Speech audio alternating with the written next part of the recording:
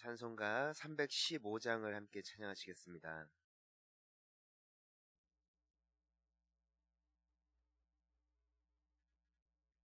찬송가 315장 내 주 되신 주를 참 사랑하고 함께 찬양하십니다. 내 주 되신 주를 참 사랑하고 곧 그에게 죄를 하고 합니다. 그는 은혜를 주신 내 예수시니 이전보다 더욱 사랑합니다.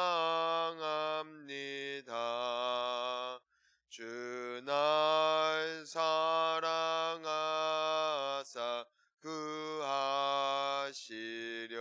구하시려고 저 십자가 고난 당하셨도다. 그가 시관 쓰신 내 주 배우니 이전보다 더욱 사랑합니다. 주 영생의 그 큰 의무는 주 예수의 덕을 늘기림이라.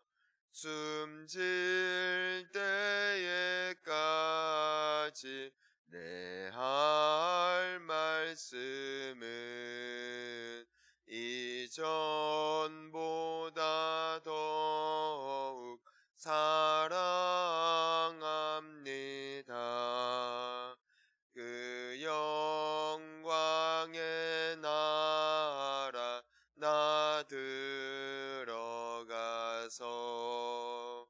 그 풍성한 은혜 늘 감사하리.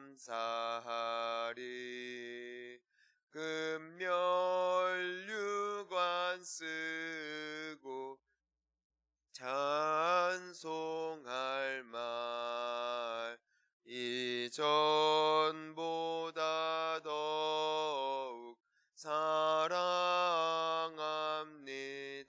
사랑합니다. 아멘. 우리 함께 사도신경으로 신앙을 고백합니다.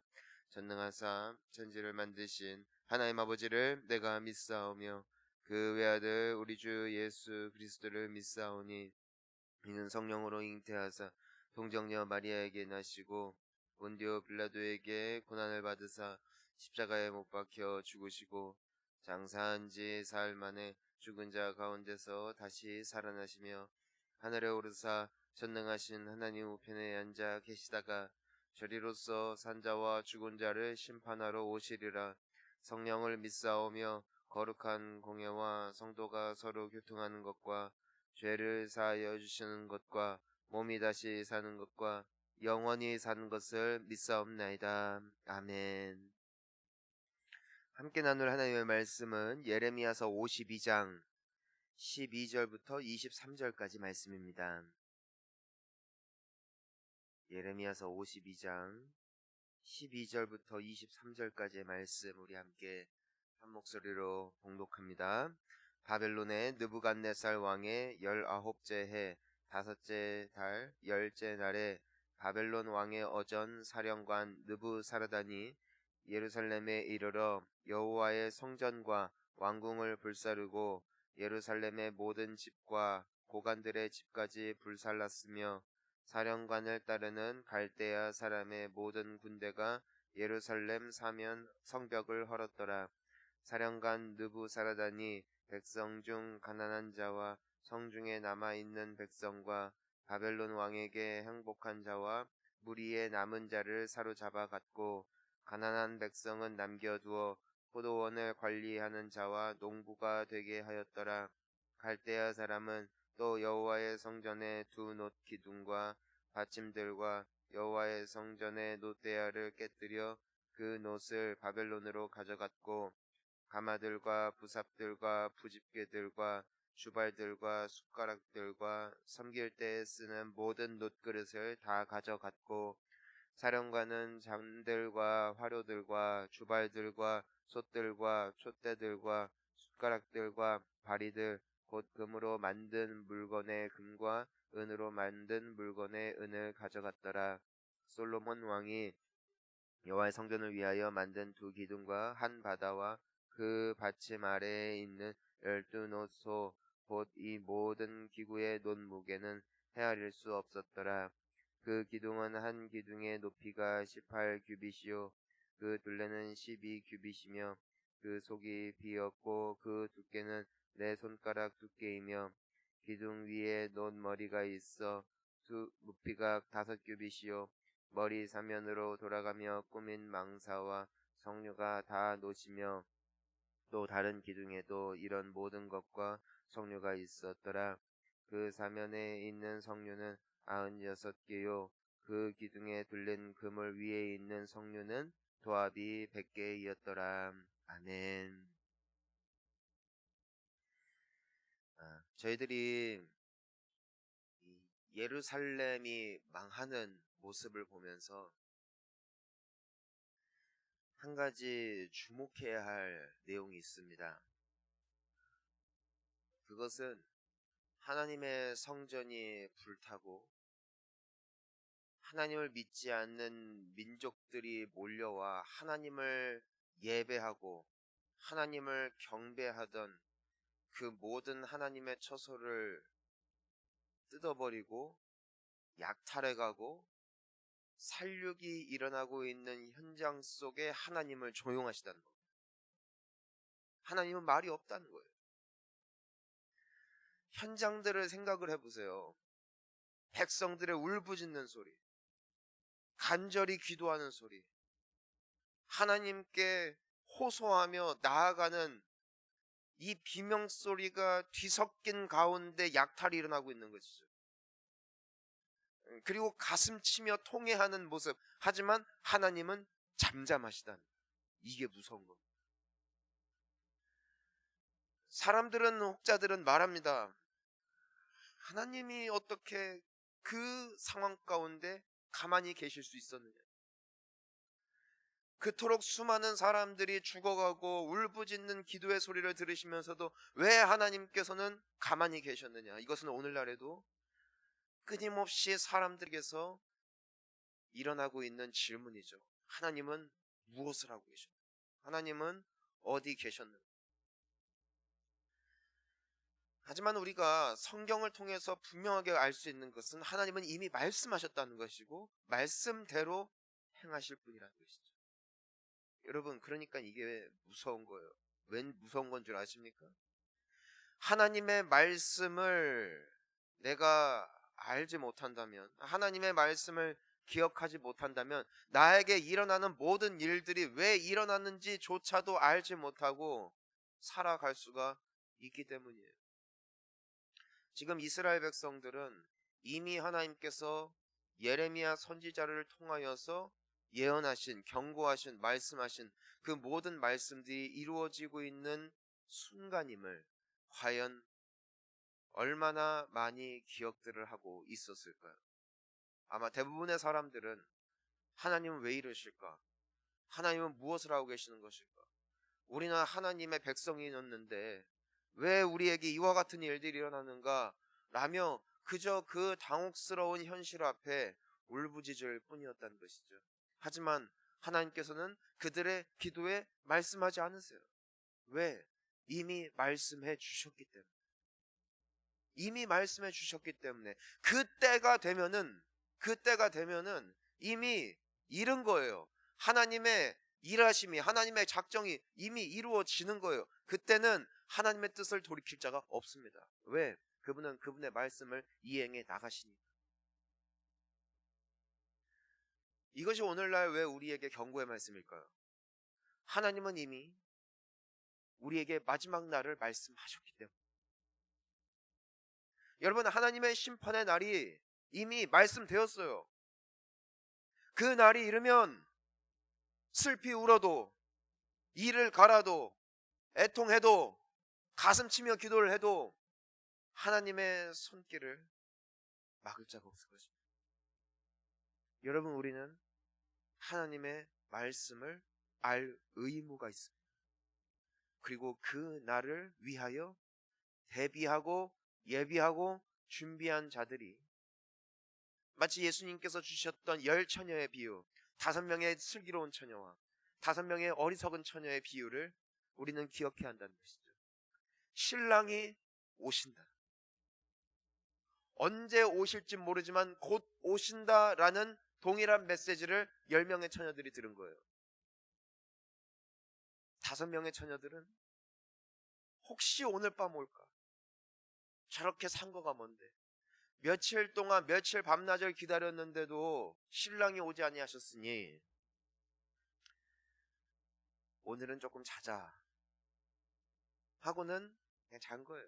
등불에 기름이 꺼진지도 모르고. 하지만 또 다른 5명의 처녀들은 무엇을 한 것입니까?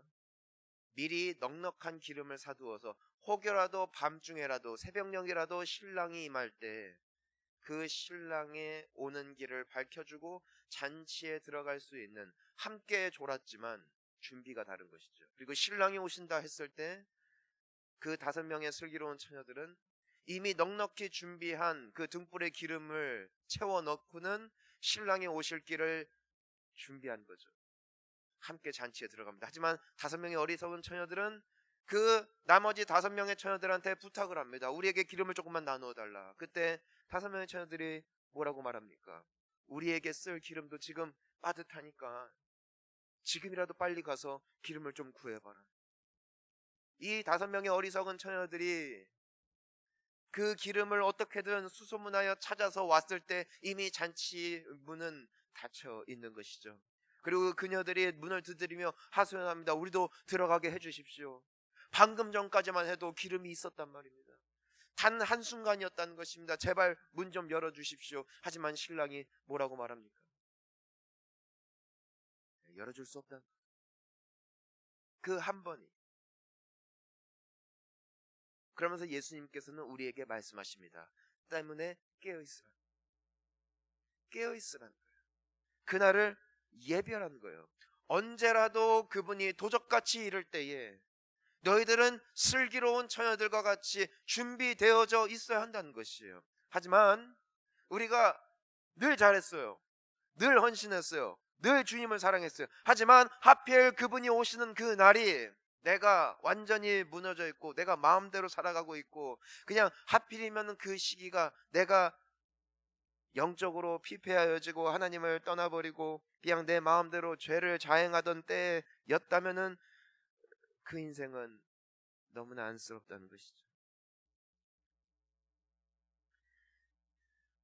여러분, 제가 마태복음 24장에 나타나 있는 예수님의 약속의 말씀을 읽어드립니다.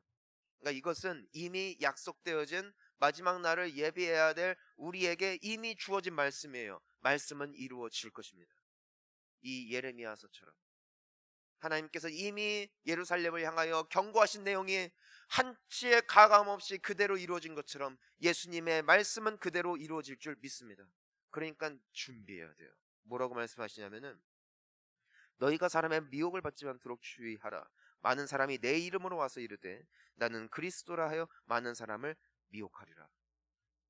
이미 이단들이 성행하고 있어요. 난리와 난리 소문은 듣겠으나 너희는 삼가 두려워하지 말라. 이런 일이 있어야 하되 아직 끝은 아니니라.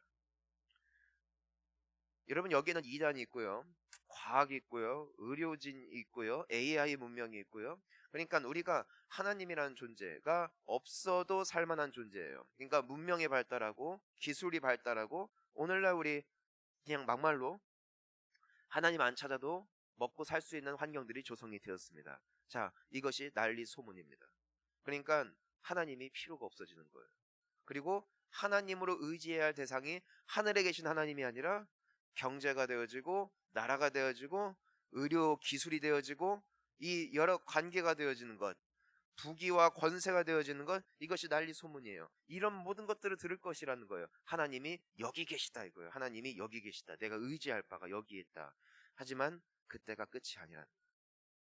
자, 또 있습니다. 민족이 민족을, 나라가 나라를 대적하여 일어나겠고 곳곳에 기근과 시진이 있으리니 이 모든 것은 재난의 시작이다. 여러분, 시작됐다. 그러니까 이것은 끝이 아니에요.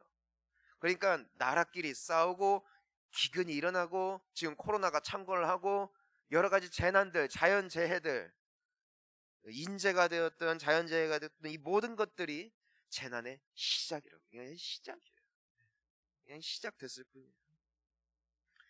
자, 그때의 상황을 보세요. 그때 사람들이 너희를 환란에 넘겨주겠으며 너희를 죽이리니 너희가 내 이름 때문에 모든 민족에게 미움을 받으리라. 여러분, 예수님 믿으면 욕먹어요. 맞습니까 이제? 예수님을 잘 믿어보세요. 정말 예수님을 사랑해보세요. 여러분은 미움받을 거예요. 만약에 우리가 오늘 같은 시대에 예수님을 잘 믿는다고 하는데 세상 사람들에게도 너무 사랑받고 세상 친구들과 노는데 아무런 거리낌도 없고 아무런 허물도 없다면 뭔가 문제가 있어요. 왜? 예수님은 말씀하셨어요. 너희들이 나를 잘 믿으려고 할수록 네가 나의 이름을 전하고 나의 사랑을 전하고 나의 말씀대로 살면 할수록 너는 내 이름 때문에 미움받을 것이다. 미움받을 것이다. 그러니까 술자리 가서 거절해야 되는 것이고 친구들이 다 마음대로 놀 때 나는 예수님 때문에 참아야 되는 것이고 남들은 다 적당히 돈을 이렇게 조금씩 떼서 뒷주머니에 넣고 있는데 나는 예수님 때문에 그것을 거부하니까 친구들이 없어요. 친구들이 없어져요. 그때 많은 사람이 실족하게 되어 서로 잡아주고 서로 미워하겠으며, 예. 그러니까 믿는 사람들끼리도, 예. 그리고 거짓 선지자가 많이 일어나 많은 사람을 미혹하겠으며, 여러분 이 거짓 선지자가 누군 줄 아세요? 이게 목사예요.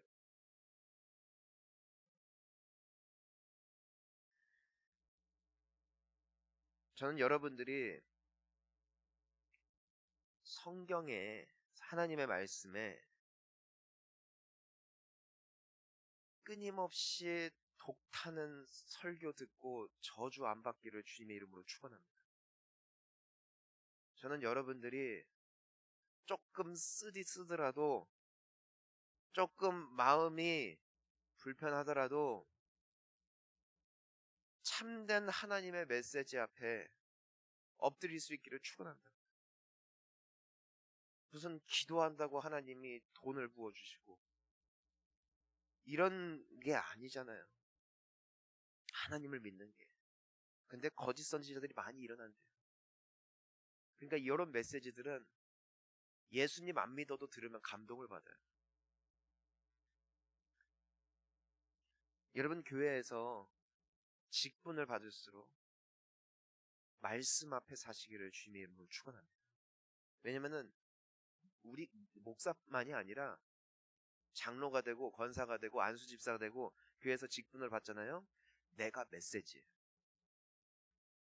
내가 직분을 받았는데도 마음대로 살고 기도 안 하고 예배 안 드리고 그냥 나 편한 대로 사는 거야. 그게 거짓 선지자입니다. 왜? 성도들이 나를 보니까. 내가 직분을 가졌는데 뒤에서 사람들한테 상처 주고 나쁜 메시지 주고 누구 욕하고 교회 욕하고 목사 욕하고 이게 거짓 선지자예요. 이들이 일어날 거예요. 전 여러분들이 거짓 선지자들 되지 않기를 주님의 이름으로 축원합니다. 여러분들은 성도예요. 여러분들은 성도라고요. 여러분들은 하나님의 백성들이지 세상의 자녀들이 아니잖아요. 그러니까 참된 선지자로서 오늘 하루 사시기를 주님의 이름으로 축원합니다. 안 그러면 망해요. 또 말씀하세요. 불법이 성함으로 많은 사람의 사랑이 식어지리라. 그러니까 죄는 점점점 흥하여지고 예수님을 사랑하는 사랑은 점점점 식어져요. 자, 여러분 앞뒤 옆을 보세요. 이렇게 옆을 보세요. 누가 있나? 예. 이게 예수님을 향한 사랑이에요. 이만큼이. 식어진다. 식어진다는 것은 뜨거울 때가 있었다는 것이고, 식었다는 것은 예전엔 열정이 있었다는 것이고, 하지만 지금은 다르다는 거예요. 여러분, 우리가 식어진다는 거예요. 언제? 그날이 다가올수록. 이게 예수님의 말씀이에요. 그러니까 저는 마음이 아프지만서도 한편으로는 또 기대되는 것이 뭐예요? 예수님이 오고 계시다. 신랑이 가까이 오셨다. 어찌할수록? 사랑이 식어질수록. 전 여러분들의 사랑이 식어지지 않기를 주님의 이름으로 축원합니다. 여러분, 우리가 마지막 최후의 보는 거예요. 끝까지 이 자리를 지켜야 되는 거예요. 왜? 예수님이 그 다음 절에서 뭐라고 말씀하는 줄 아세요? 그러나 끝까지 견디는 자는 구원을 얻으리라. 끝까지 견디는 자는 구원을 얻으리라. 여러분, 끝까지 기뻐하는 게 아니에요. 끝까지 웃으면서 신앙생활하는 거 아니에요. 끝까지 견디는 거. 견디는 거. 여러분, 왜 견딘다는 표현을 했을까요? 이 과정이 낭만적이지 않기 때문이에요. 이 과정이 쉽지 않기 때문이에요. 그러니까 내가 어떤 마음으로 이를 악물고 버텼는지 모르지만 확실한 것은 끝까지 견디는 자가 구원을 얻는다는 것이에요. 자, 반대로 끝까지 견디지 아니하고 한때는 뜨거웠으나, 한때는 사랑했으나, 한때는 기도했으나, 한때는 주님밖에 없었으나 끝까지 견디지 못한 자는 뭐예요? 저는 하나님의 말씀을 가감할 수가 없어요. 그래서 무서운 거예요. 근데 여러분, 그날이 이르잖아요. 많은 사람들이 뭐라고 할까요? 주여 주여 하는 자마다, 그쵸? 나의 나라에 이르지 못한다. 주여 주여 하는 자마다 이르는 게 아니에요. 우리 기도 안 해도 주여 주여 해요. 왜? 교회에서 배워서요. 예배 안 드려도 주여 주임 주님 기도할 수 있어요. 왜? 그렇게 습관이 된 거예요. 근데 예수님께서 말씀하시는 구원은 거기 없어요. 끝까지 그 사랑을 붙잡고 견딘 자, 그들이 구원을 얻는다고 예수님께서 말씀하셨기 때문에 이러한 말을 해야 되는 제 마음도 편치는 않지만 저는 말할 수밖에 없는 거예요. 왜? 거짓 선지자 되기 싫어서. 사랑하는 성도님 여러분, 두려움으로 끝까지 가시기를 주님의 이름으로 축원합니다. 저는 여러분들이 주변 분들, 여러분 가까운 교회 분들, 저는 그분들한테 여러분들이 말씀하셔야 된다고 생각해요. 우리 정신 차려야 된다고. 지금 코로나가 문제가 아니라고. 코로나도 문제지만, 세상 사람들이 욕하는 것도 문제지만 우리의 문제는 구원에 있잖아요. 예수님이 임하시면 우리가 무슨 핑계를 대겠습니까? 아무리 말해도 예수님 말씀하시길 내가 이미 말하였다. 오늘 우리가 그 말씀을 들었습니다. 사랑하는 성도 여러분, 마지막 날 우리 모두가 웃으며 주님 맞이하기를 주님의 이름으로 축원합니다. 여러분을 통하여 여러분과 여러분들의 가정이 구원 얻기를 간절히 소원합니다. 우리 함께 기도하시겠습니다.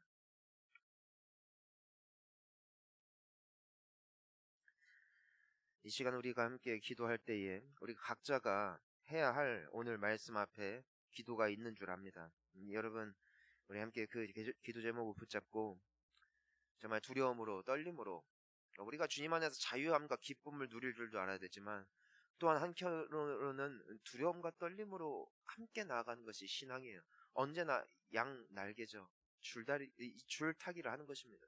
우리가 균형을 잡아야 되고 우리가 이 시간 그 메시지를 기억해야 할 것입니다. 아울러 우리 서산 본향교회와 우리 원로 목사님 언제나 주님 안에 심히 존귀하고 정말 주님 안에서 부하고 풍성한 인생 되실 수 있게 앞으로도 더욱더 복되게 해달라고 기도해 주시기를 바라고요. 또한 이 코로나와 더불어 고통받는 많은 이들 또 이 코로나로 인하여 신앙을 저버리고 예배가 무너진 너무나 많은 분들이 우리 주변에 계신 것을 우리가 압니다. 우리 그분들을 위해서 기도하시고 그분들을 내가 정말 세울 수 있는 인생 될 수 있게 해달라고, 함께 그 복음의 기쁨을 누릴 수 있는 은혜가 있게 해달라고 우리 아울러 기도하신 후에 각자 개인 기도로 나아가시겠습니다. 기도합니다. 주여,